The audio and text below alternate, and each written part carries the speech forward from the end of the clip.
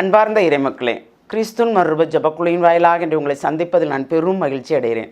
மக்களை, சந்தோஷமாக இருக்கீங்களா? நிறைவாக இருக்கீங்களா? மகிழ்ச்சியாக இருக்கீங்களா? மன அமைதியாக இருக்கீங்களா?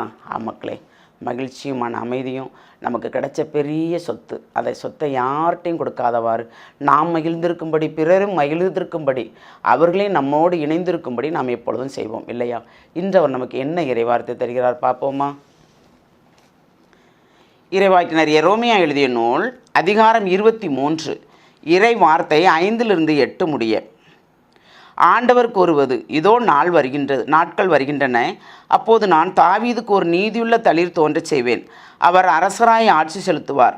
அவர் ஞானமுடன் செயல்படுவார். அவர் நாட்டில் நீதியும் நேர்மையும் நிலைநாட்டுவார்.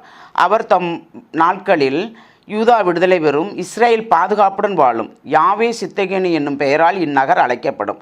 ஆதலால் ஆண்டவர் கூறுவது, இதோ நாட்கள் வருகின்றன, அப்போது எகிப்து நாட்டிலிருந்து இஸ்ரேல் மக்களை அழைத்து வந்த வாழும் ஆண்டவர் மேல் ஆணை என்று எவரும் சொல்லார். மாறாக இஸ்ரேல் குடும்ப மரபினர் தங்கள் சொந்த நாட்டில் வாழும்படி அவர்களை வடக்கு நாட்டிலிருந்து அவர்கள் துரத்தி அடிக்கப்பட்டிருந்த அனைத்து நாடுகளிலிருந்து அழைத்து வந்த வாழும் ஆண்டவர் மேல் ஆணை என்று கூறுவர். Praise the Lord.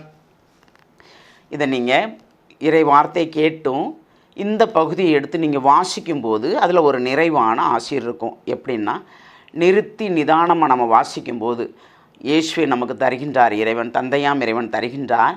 நாம் இப்பொழுது வெறுமையாக இருந்தாலும், நாடு விட்டு நாடு சென்றிருந்தாலும், நம் கணவரோ மனைவிகளோ பிள்ளைகளோ ஊர் விட்டு ஊர் பிரிந்திருந்தாலும் அனைவரையும் ஒன்று கூட்டி சேர்ப்பதற்காக இறைவன் ஒரு அழைப்பு கொடுக்கிறார்.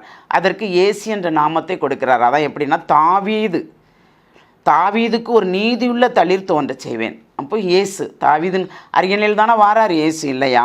அப்போ நாம் அவரோடு இருக்கும்போது ஒவ்வொருத்தருக்கும் ஒவ்வொரு பேர் கொடுக்குறார்.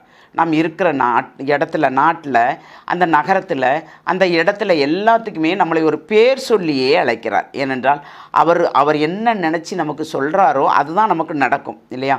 எந்த நாட்டில் நம்ம அடிமைகளாக இருந்தாலும், இப்போது நாம் சொந்த நாட்டில் இருக்கோம், இங்கே எங்கேனாலும் வேலை பார்த்துக்கலாம். இங்கே பிடிக்காமல் நம்ம வெளிநாட்டில் போய் வேலை பார்த்தா அங்கே உள்ளவங்களுக்கு நாம் அடிமை தானே, உண்மைதானே?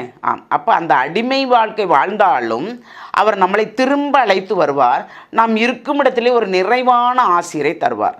இப்போ நம்ம அடிமைகளாக சிறைப்பட்டு இருக்கோம் என்று வைத்துக்கொள்வோமே, அந்த சிறையே இருந்தாலும் இறைவன் நம்மளை விடுவித்து அழைத்து வருவார். அப்படி அழைத்து வரும்போது அவரே நாம் ஆண்டவர் என்று நம்ம தெரிஞ்சு கொள்ளலாம். ஏனென்றால் அவர் என்ன சொல்கிறாரு? அழைத்து வந்த வாழும் ஆண்டவர் மேல் ஆணை என்று எவரும் சொல்லார். அழைத்து வந்த வாழும் ஆண்டவர் மேல் ஆணை என்று கூறுவர். வாழும் ஆண்டவர் அப்போ நம்மளோட இருக்கிற ஆண்டவர் இல்லையா? அங்கேருந்து அழைச்சிட்டு வராரு. அப்போ அந்த அழைச்சிட்டு வந்த ஆண்டவர் நம்மளை எப்படி வழிநடத்துகிறார்? எந்த நிலையில் வழிநடத்துகிறார்? நிறைவாக வழிநடத்துகிறார். நாம் பிறருக்கு ஒரு வழிகாட்டியாக இருக்கும்படி செய்கிறார். ஒவ்வொரு நொடிப்பொழுதும் தூய ஆவின் வல்லமை கொண்டு நம்மளை வழிநடத்துகிறார். அப்போ நம்ம எப்படி இருக்கணும்? இறைவனோடு ஒன்றித்திருக்க வேண்டும். ஜபம் இருக்கும் பொழுது அதை எல்லா வகை தீமைகள் வந்தாலும் அதை முறியடித்து விடலாம். நமக்கு ஏதாவது ஒரு துயரம் வருதுன்னு வச்சுக்கோங்களேன், நம்ம புலம்ப ஆரம்பித்தா டக்குன்னு சொல்வார், புலம்பாத, நான் உன்னோடு கூட இருக்கேன். அப்படி இருக்கும்போது அவர் நம்மளோடு கூட இருக்கும்போது நமக்கு எதுவுமே நடக்காது. தீமையாக வர்ற மாதிரி தெரிஞ்சாலும், துயரமாக வர்றது தெரிஞ்சாலும், துன்பமாக இருந்தாலும் ஒரு நொடிக்கில் அனைத்தையும் அப்புறப்படுத்தி விடுவார். ஏனென்றால் அப்புறப்படுத்துகிற தேவன் நம்மளோடு இருக்கிறார். அப்போ நம்ம என்ன செய்யணும்? எப்பவும் இறை சித்தத்திற்கு ஏற்ப நாம் வாழ்ந்தோம் என்றால் எது நல்ல வழி என்று அவர் நம்மளை அழைத்து செல்வார். அந்த அழைத்து செல்றவரை விட்டு நாம் விலகி சென்றால், ஒரு நொடி விலகி சென்றாலும் நமக்கு முன்பு இருக்கும் அந்த பள்ளம் எது என்று தெரியாமலே நாம் விழுந்து விடுவோம் இல்லையா? யாராக இருந்தாலும், நானாக இருந்தாலும், நீங்களாக இருந்தாலும் அழைத்த இறைவனுக்கு நாம் செவிசாய்க்க வேண்டும். எல்லாரையும் அழைக்கிறார் அவர். அழைத்தவர் ரொம்ப பெரியவர் என்று சொல்கிறார் இல்லையா? நாம் அழைக்கப்பெற்றவர்கள் அனைவருமே பேறு பெற்றவர்கள். அப்போ நாம் எப்படி இருக்கணும்? அழைத்தவருக்கு ஏற்ற வாழ்க்கை வாழணும். அந்த வாழ்க்கை வாழ்கிறோமா? ஒரு விசை சிந்திப்போமா? எல்லாம் வல்ல இறைவா, ஆண்டவரே, நீர் எங்களை அழைத்தீர். அந்த அழைப்புக்கு ஏற்ப நாங்கள் வாழ வேண்டும் என்று நீர் விரும்புகிறீர் ஆண்டவரே. அப்படி இதுகால் வரைக்கும் நாங்கள் எப்படி வாழ்ந்தோம், எந்த நிலையில் வாழ்ந்தோம் அறியாதிருந்தாலும் எங்களை இனிமேல் நீர் சுட்டி காட்டி நாங்கள் நீர் அழைத்த அழைப்புக்கேற்று வாழும்படி எங்களை நீர் ஆசீர்வதிக்க வேண்டும். இந்த ஆசீர்வாதத்தை நீர் தரப்போகிற கிருபைக்கு நன்றி கூறி எங்களை முழுமையாக உம்முடைய இரக்கத்துக்குள் ஒப்புக் கொடுக்கிறோம். ஜெபம் கேட்கும் நல்ல பிதாவே, ஆமேன், ஆமேன், ஆமேன்.